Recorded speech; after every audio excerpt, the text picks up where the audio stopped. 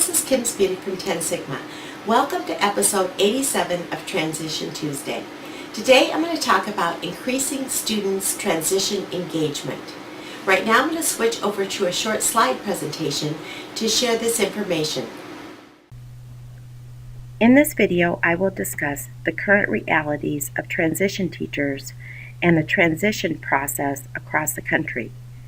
I will then discuss a transition process that will increase students' transition engagement.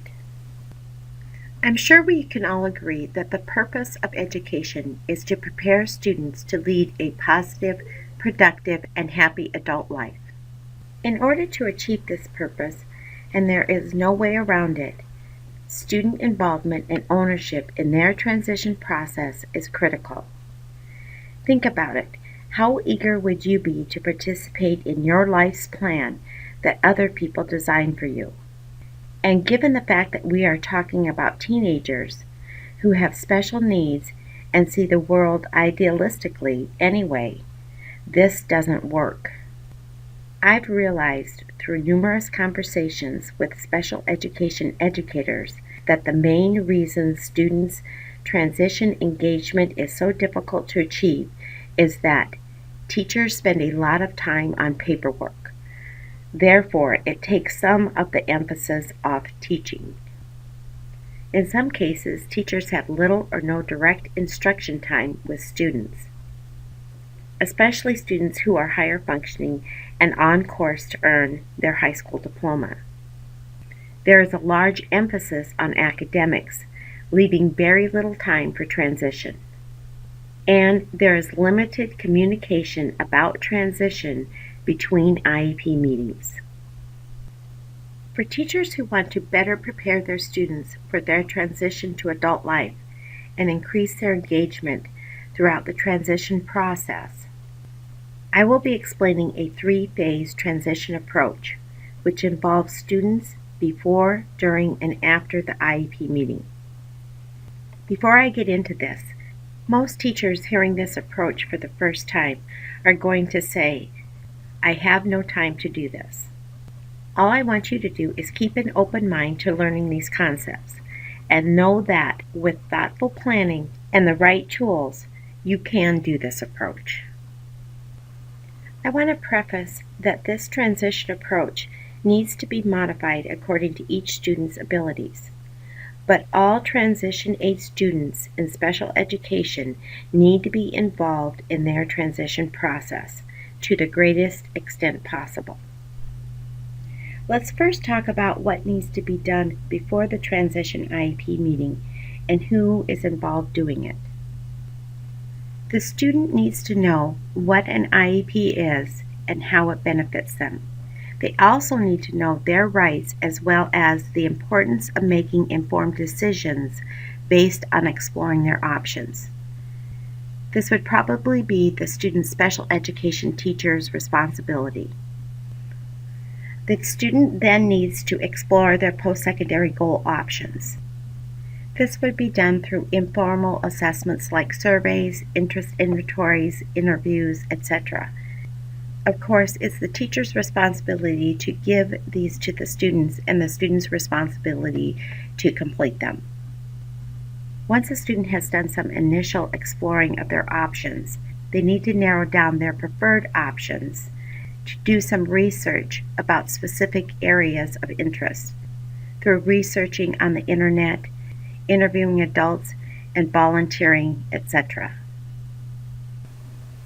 After the student has had time to explore their options and research some of their interests, schedule at least one short meeting with the student before their IEP meeting to review the results of the assessments, their interests, and guide them to identify proposed goals. Then have the student share their proposed post-secondary goals with their parents and get some feedback. The next step would be to guide and prepare students to lead a portion of their IEP meeting discussion. This empowers the student and teaches self-advocacy. So have the student practice their part of the IEP with a script. Again, this is based on the student's ability levels. If the student has difficulty talking in front of other people or reading, they may want to present with a PowerPoint. If you need some ideas on student-led IEPs, you can go back and look at Transition Tuesday, episode 77. During the IEP meeting, it's important to guide students to lead a portion of their IEP meeting. It's only normal for the student to be nervous. Remind them to follow what they practiced by using a script and aids as needed.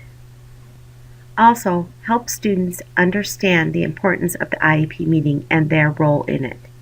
To the greatest extent possible, it is imperative for the teacher to talk with the student and explain the role the IEP meeting has in their academic life as well as their future. And lastly, acknowledge student success and progress. Make a point to acknowledge the student for the work they've done.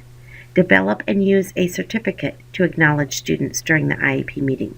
Have an administrator and parent sign the certificate. After the IEP meeting, it is important that the student is guided to work with school staff and parents to identify a list of important transition tasks they need to complete. For example, maybe they need to take their ACT or SAT and they need to schedule it. It is also important to develop a timeline for when the tasks need to be completed and who will assist the student in accomplishing those tasks. Next, guide the student to manage their own progress. This means guide students to take ownership for what happens between IEP meetings, giving them a tool or document to track their progress so they can write down what tasks they've completed as well as tasks they need to do and schedule. And lastly, facilitate ongoing communication. Provide the students with a document that allows them to easily share updates with the IEP team and get feedback. For today's bonus, I'll be sending you a PDF that outlines this transition approach, so you can create the tools you need, such as script surveys, tracking forms, etc., to implement this approach. Or if you are interested in looking at an affordable system that is already created for you, visit 10sigma.org and go to the STEP program under the Transition tab. Thank you for watching the video. I hope you use this information to help engage your students in their transition process. Be sure to check your email for the bonus we just sent over. If this is the first time you've ever seen an episode of Transition Tuesday, click the link below to receive the bonus. Be sure to like and share the video and leave a comment or suggestion for a future episode of Transition Tuesday. Have a great week. See you next Tuesday.